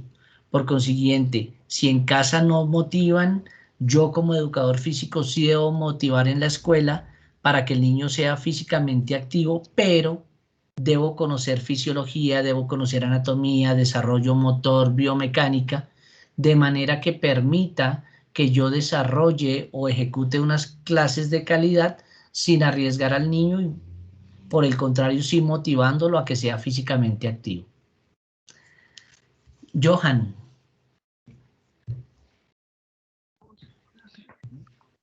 Buenas noches, a mí me gustaría recalcar, antes de lo que dice Julián, que pues lo ideal sería enseñarle al sujeto propiamente a moverse. Entonces, digamos, si el sujeto entiende de cómo se debe llevar a cabo un movimiento, pues ya uno puede ser mucho más claro y mucho más específico en lo que quiera explicarle. Y otra de las cosas, pues para el grupo tengo entendido que es de medicina y del deporte, yo soy fisioterapeuta, eh, que tuve acceso a documentos de la Universidad del Fútbol Club Barcelona, donde hacían procesos muy invasivos, digamos, en procesos de reparaciones de tendones o de tendinitis, digamos que no veían ni trataban de como intervenir propiamente sobre el grupo de los gastrosolios, sino que, digamos, hacían un fortalecimiento de tibial anterior, que es el desacelerador natural de los gastrocnemios.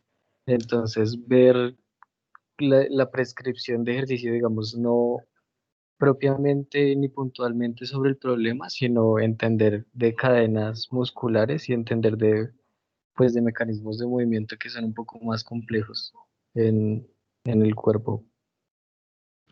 Sí, fíjate que muchas veces yo critico a los ortopedistas que en la primera cita infiltran y es porque ahí quedan como reyes, pero definitivamente no vamos a la base biomecánica y a la prescripción del ejercicio que nos facilitaría generar cambios en los comportamientos motores de los sujetos, ¿cierto? Entonces, dentro de biomecánica, por ejemplo, hay un tema bien interesante que es los imbalances y las asimetrías, y cómo cuando yo hago análisis de imbalances y asimetrías en los sujetos y encuentro esas deficiencias, puedo empezar a hacer intervención solucionando ese problema y de ahí en adelante todo empieza a fluir. Entonces son cosas interesantes a tener en cuenta y no necesariamente debo ir directamente a la intervención tan radical como la que tú enumeras. Johan, ¿de dónde eres egresado? Manuela Beltrán, y soy actualmente estudiante de la especialización en la Universidad Autónoma de Ay, Manizales. Sebas. Ya. Es que ese Johan no me sonó, Sebas. Sebastián es un estudiante de la especialización en intervención en ortopedia de la Autónoma de Manizales. Es muy pilo y como acá no lo estoy viendo, sino veo es Johan Gutiérrez, entonces perdóname, Sebas. Gracias por la intervención.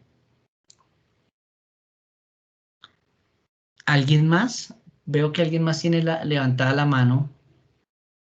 Buenas noches a todos los presentes, al doctor Henry y por supuesto al doctor Manuel, por este espacio tan importante para, no solo para los que se están formando en medicina del deporte y por supuesto a los fisioterapeutas, sino también a quienes estamos en ramas del conocimiento y que involucran por supuesto el movimiento desde la educación física y bueno, el movimiento como tal.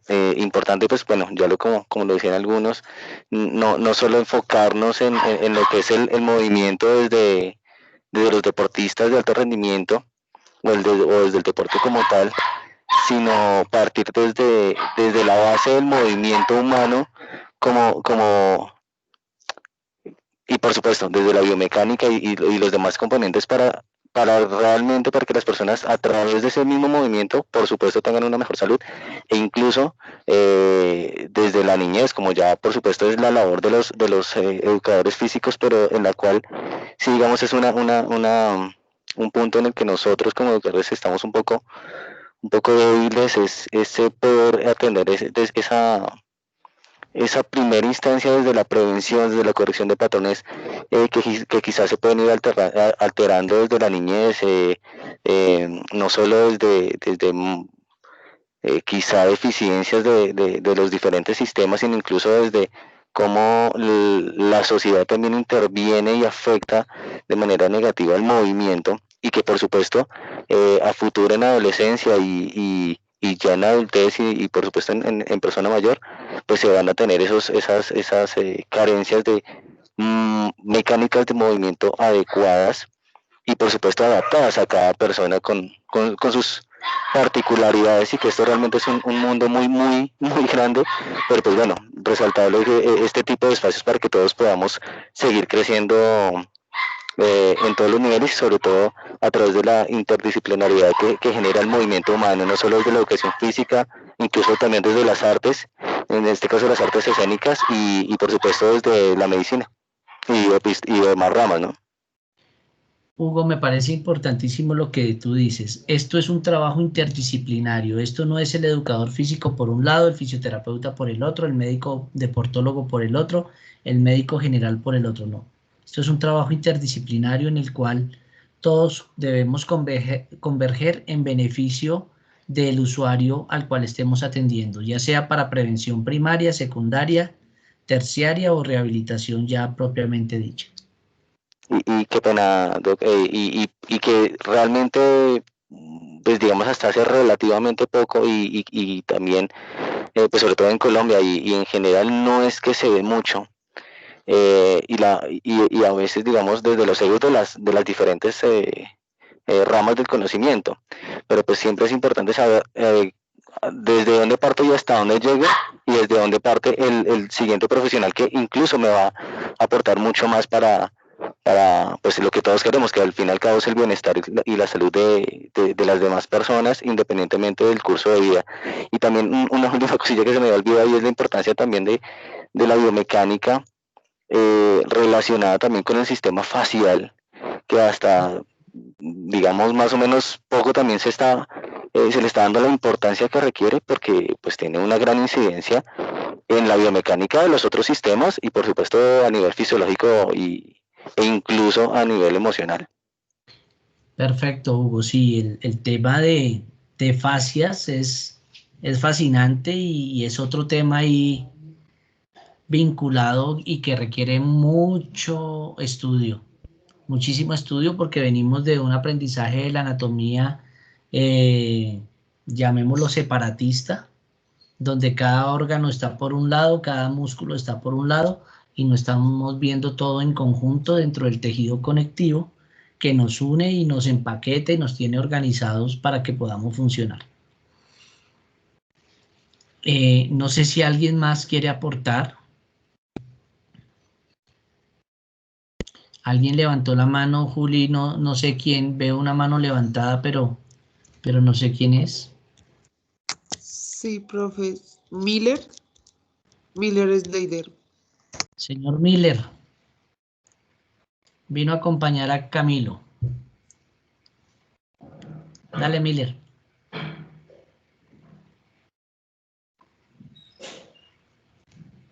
Aló.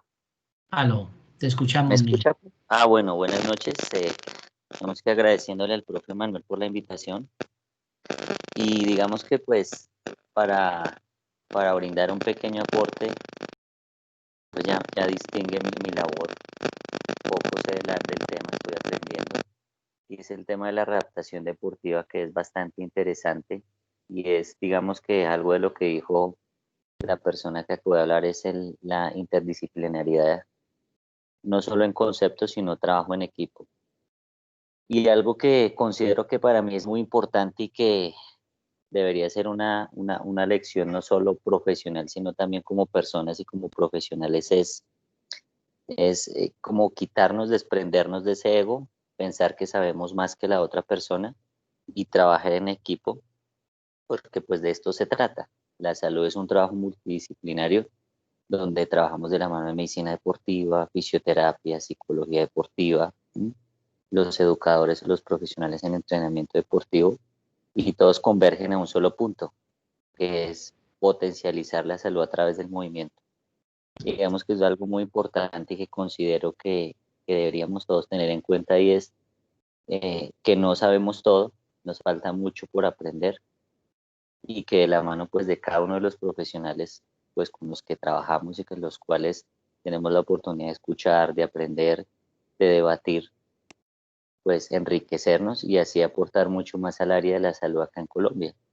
Que realmente, como lo dijo el profe Manuel, hacen falta muchos doctores y máster en este campo, no solo en la parte de biomecánica, sino en muchas áreas, y dejar a veces también de basarnos y guiarnos en estudios, obviamente sí, de investigación que nos dan las bases, pero tratar de buscar que esos estudios sean con población colombiana y con el contexto en que nosotros estamos, para darle más aplicabilidad al contexto según la rama o según el enfoque que le estemos dando. Digamos que quería que fuera mi aporte, y pues nada, muchísimas gracias por la invitación. Gracias, Miller. ¿Hay alguien más que quiera aportar? No, yo solamente quiero decir, profe, que muy chévere que a los que estamos arrancando, que nos dé como esa noción de todo lo que implica la biomecánica. Es espectacular. Entonces, agradecerle por esto. Listo, Iván Camilo. Voy a seguir compartiendo entonces para mirar la miocinemática. Entonces, desde el punto de vista de la miocinemática,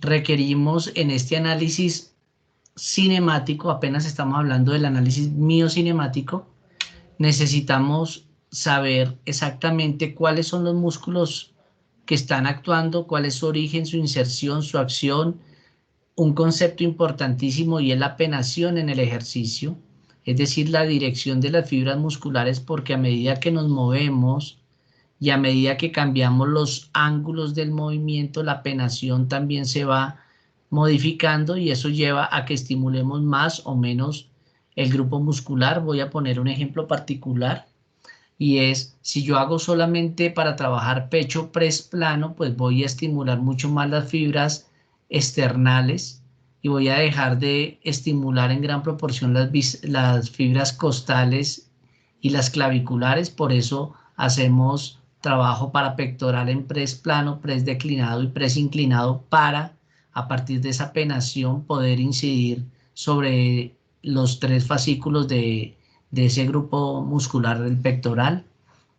Necesitamos conocer cuáles son esos estabilizadores estáticos que están participando del movimiento, ya los nombramos como topes firmes. Necesitamos saber cuál es la estrategia ligamentaria, es decir, cuáles están tensos y cuáles están relajados, incluidas las cápsulas. Necesitamos saber dentro de los estabilizadores dinámicos, que serían los músculos, cuál es el agonista, el antagonista, el sinergista y el estabilizador. Y necesitamos reconocer los tipos de contracción o activación, ya sea anisométrica, isométrica, y dentro de las anisométricas, las concéntricas o las excéntricas y las pliométricas que están participando dentro de ese proceso. Y ya entraríamos a pensar en las palancas como máquinas simples que me permiten transformar fuerzas y saber que, aparte de trabajar en cadenas, tanto musculares como cadenas cinéticas, trabajamos con palancas, y estas palancas, pues ya dije que son máquinas simples que permiten generar transformaciones de fuerza y son de primero, segundo y tercer género, donde para los análisis es importante entender que el apoyo será la articulación, la potencia será la inserción muscular y la resistencia será el segmento a mover. Y voy a poner el ejemplo. ¿Quién me quiere colaborar? No sé si Juliana, tú me quieras colaborar nuevamente. Sí.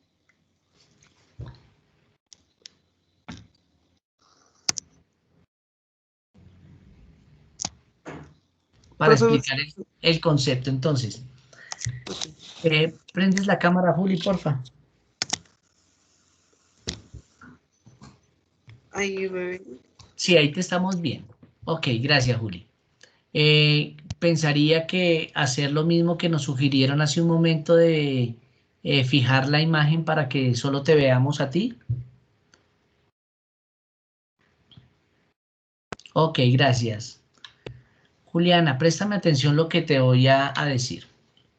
Vamos a hacer una sentadilla y dentro de la sentadilla solamente vamos a analizar la fase de ascenso.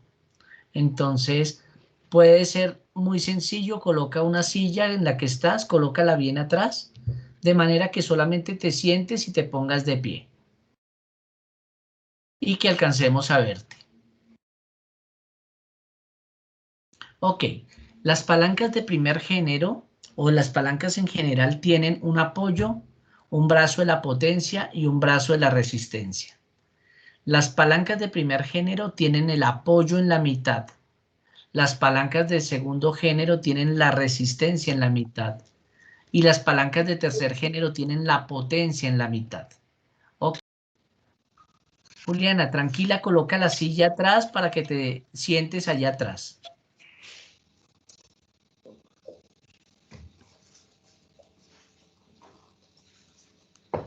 Córrela un poquitito más hacia atrás, por favor.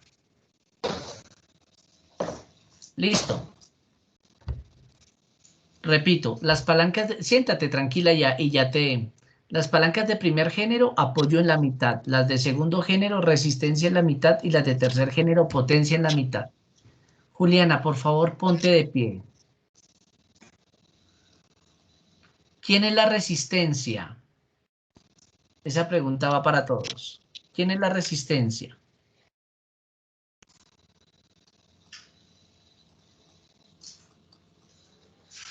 ¿Alguien levantó la mano? No sé. Cristian Camilo.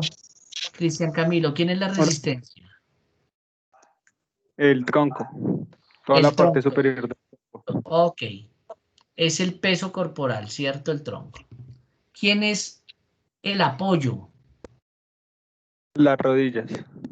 Las rodillas, desde el concepto que acabamos de decir, que es el apoyo, la articulación. Si estamos pensando en particular en el músculo cuádriceps. Si fuera la articulación de la cadera, entonces ya no pensaríamos en el cuádriceps, sino pensaríamos en el glúteo. Listo. ¿Y quién es la potencia, Cristian? Los cuádriceps, si hablamos desde la rodilla, y si hablamos desde la cadera, volvemos y tocamos los glúteos. Ok, listo. Entonces, si el peso corporal es la resistencia, tócate el tronco, Juliana. Esa es la resistencia. Ahora tócate la rodilla. Ese sería el apoyo. Y ahora, por favor, toca la inserción del cuádriceps. Entonces, la inserción del cuádriceps va a la tuberosidad anterior de la tibia. Por consiguiente, está por debajo de la rodilla. ¿Quién está en la mitad? Potencia abajo, apoyo la rodilla y resistencia arriba. O sea que sería una palanca de primer género, ¿cierto? ¿Queda claro el concepto? En la fase de ascenso, en la fase de ponerse de pie. Juan Carlos. Sí, profe, yo tengo una duda y partiendo desde el movimiento, desde la movilidad del ejercicio como tal, sí. La sentadilla, mi fuerza, debo hacerla prácticamente mi potencia con el glúteo, ¿no? Deben trabajar los isquios y el glúteo. Esa Sí. sería una sentadilla correcta, ¿no? No mi cuádriceps actuando, porque ahí generaría tensión sobre los paravertebrales de la columna, ¿no? Y ahí es donde empezamos a tener, pues, desbalances musculares, usualmente, ¿no? Empezar a creer que para levantarme yo tengo que usar mis cuádriceps. Si estoy totalmente equivocado, obviamente, usted me corregirá, profe, pero usualmente ese es uno de los grandes errores que vemos haciendo una sentadilla, ¿no? Activar los cuádriceps y la espalda para hacer una fuerza que debe ser trabajada por el glúteo e isquios, ¿no? Ok, entonces ahí tenemos que mirar varias cosas. Fíjate lo que dije al principio de que había que disminuir al máximo las variables de análisis, ¿cierto? Entonces, si yo le digo Correcto. a Juliana, ¿me escuchaste ahí? Acá estoy. Ok, dale, Juli. Juan Carlos, ¿me escuchaste?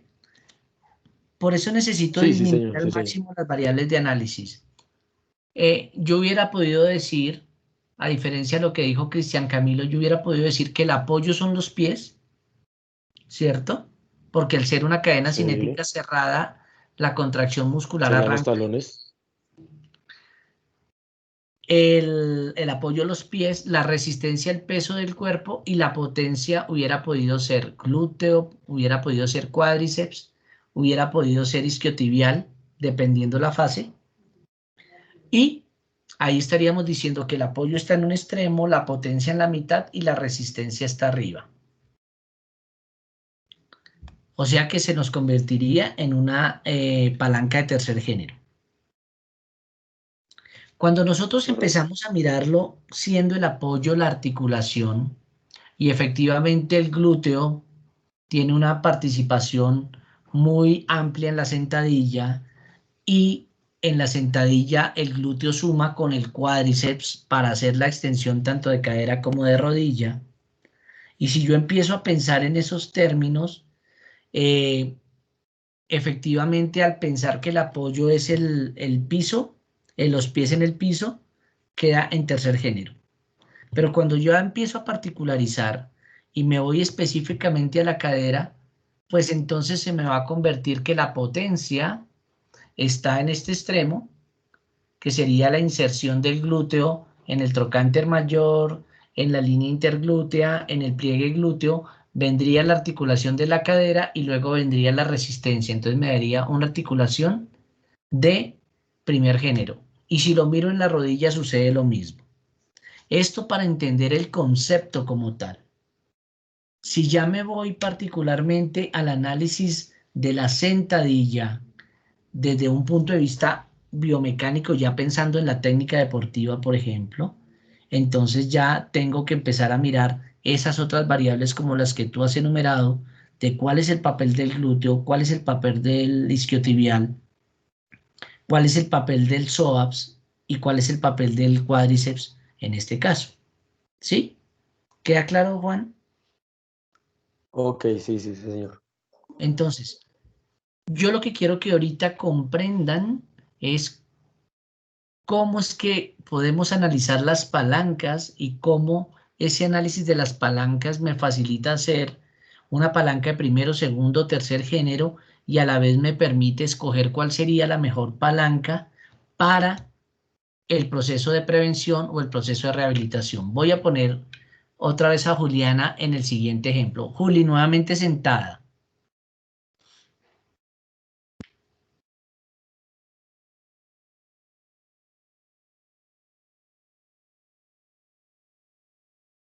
Ok, ahí Juliana trabajó en cadena cinética cerrada. Y lo que hizo fue en la fase de ascenso extender la rodilla. Ahora, Juliana, quiero que extiendas la rodilla en cadena cinética abierta. O sea, ahí sentada, extiende la rodilla. Extendió la rodilla. ¿Quién es la resistencia?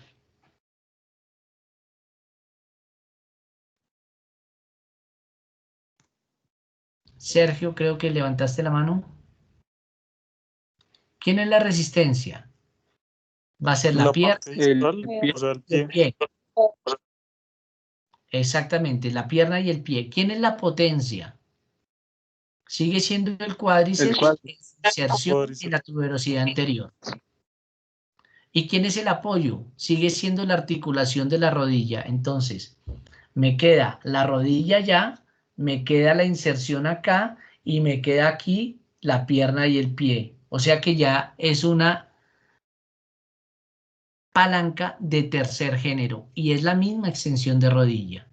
Entonces, en una cadena cinética abierta es de tercer género, en una cadena cinética cerrada es de primer género. Y eso es importante para mí como fisioterapeuta para saber si una persona que tuvo una fractura tercio medio de tibia y peroné, utilizo una cadena cinética cerrada o utilizo una cadena cinética abierta o utilizo una cadena cinética frenada, porque es que no solo puedo pensar en la cadena cinética, sino tengo que pensar también en la palanca que estoy aplicando. Y si le colocaría la carga en esa cadena cinética abierta, se la colocaría en el extremo distal, o sea, en el tobillo, o se la colocaría en el extremo proximal, cerca a la rodilla, para evitar que esa palanca tome como apoyo el foco de fractura y vuelva a fracturar. Entonces, ahí veo la aplicación de por qué necesito saber las palancas, los tipos de palanca y cómo la estoy llevando al ejercicio físico. ¿Queda claro para todos? ¿Queda claro para todos? Sí, señor, profe, gracias, muy amable. Ok. María Fernanda, ¿ibas a decir algo? Yo tenía una pregunta. Esto de, o sea, aplicando lo mismo de las palancas, si yo hago un trabajo, digamos, estamos hablando en el cuádriceps, en cadena cerrada o en cadena abierta, ¿qué implicaciones tiene, digamos, a nivel de activación de las fibras musculares? ¿Viene siendo la misma activación o hay algún cambio? No. Acuérdate lo que dijimos en el concepto. Si tú haces cadena cinética abierta, vas a ser mucho más específica en el grupo muscular. Entonces, si vemos a Juliana, extendió la rodilla en cadena cinética abierta y vas a centrarte precisamente solo en cuádriceps. Pero si lo haces en cadena cinética cerrada, recuerda que haces co-contracciones. Es decir, que las contracciones musculares arrancaron desde los pies, pasando por la pierna, llegando a la rodilla y de ahí al muslo. Y el muslo de ahí para arriba, dependiendo los imbalances y asimetrías que tengas y que pongas a participar otros grupos musculares. Entonces es importante definir eso. Entonces, si yo tengo un esguince de cuello de pie y yo quiero lograr estabilidad articular, ya sé que lo logro con estabilizadores estáticos y dinámicos, ¿cierto? Dinámicos, músculos, estáticos, cápsulas y ligamentos. Pero uno podría pensar que es más eficiente hacer la cadena cinética cerrada porque está activando todos los grupos musculares que participan en el cuello de pie y pie y favorece más rápidamente la recuperación del sujeto y la estabilidad de la articulación. Pero si me quedo en el tibial anterior, me quedo en el gastrocnemio, me quedo en el tibial posterior, de pronto me demoraré más y no podré ejecutar de manera adecuada esa estabilidad para el paciente. Pero si yo quiero centrarme solamente en los peroneros, porque están demasiado débiles y no me corrigen esa posición de inversión del pie, entonces hago cadena cinética abierta para quedarme solo en peroneros. ¿Sí ves? Entonces va a depender de cómo lo trabajes. Hicimos una investigación muy interesante con ciclistas, en la cual les hicimos prueba de esfuerzo para consumo de oxígeno, pero a la vez les hicimos análisis biomecánicos de carácter cinemático, hicimos electromiografía y empezamos a mirar cómo se activaban los grupos musculares o disminuían su activación los grupos musculares a medida que iban avanzando en las fases de la prueba de esfuerzo.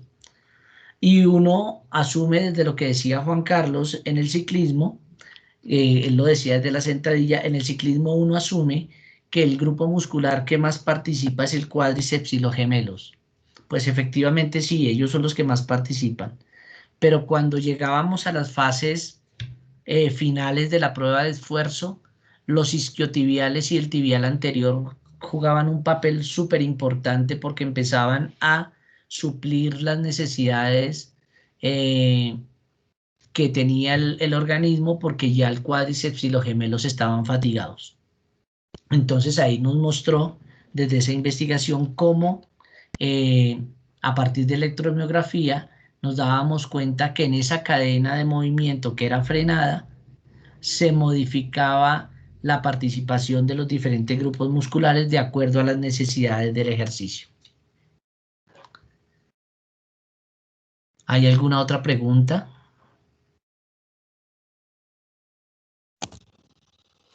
No, profe, pero una cosita es que creo que ya nos extendimos mucho, entonces no sé si reprogramamos la charla para otra ocasión, porque ya está tardecito y creo que todos estamos cansados, me imagino que usted también. Todos estamos cansados, con muchísimo gusto, Juliana. Lo que pasa es que cuando yo hablo de biomecánica, se me pasa el tiempo y no me doy cuenta. Pero espero que hayan quedado con muchas incógnitas, que haya sido productivo académicamente, que los haya dejado con muchas dudas, como siempre promulgo, y que se hayan gozado estas 2 horas de charla.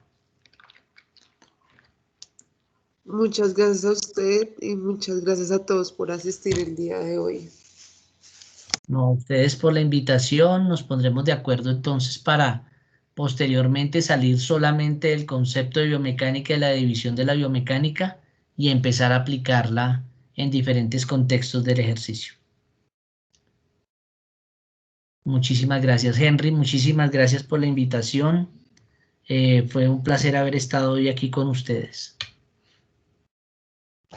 Manuel, como siempre, un placer escucharlo y aprender, porque cada día y cada vez que tenemos la oportunidad de interactuar, creo que aprendo muchísimas más cosas. Muchísimas gracias a todos los asistentes y pues bueno, es realmente meritorio que se hayan quedado este par de horas allí trabajando y es verdad, si no callamos a Manuelito, aquí nos da la madrugada. Mil gracias, Manuel, mil gracias a todos los asistentes. No, gracias a ustedes y feliz noche y que ganen ellos. Lo dudo Feliz mucho, noche, pero eso bueno. no creo. Sí, Va 1-1, profe. Miércoles. Necesitamos 2 goles más. Bueno, Bueno. quédese ahí sentadito esperándolos. Chao, pues. Bueno, chao, que estén bien. Gracias. Gracias. Hasta luego, profe. Chao. Hasta luego, profe.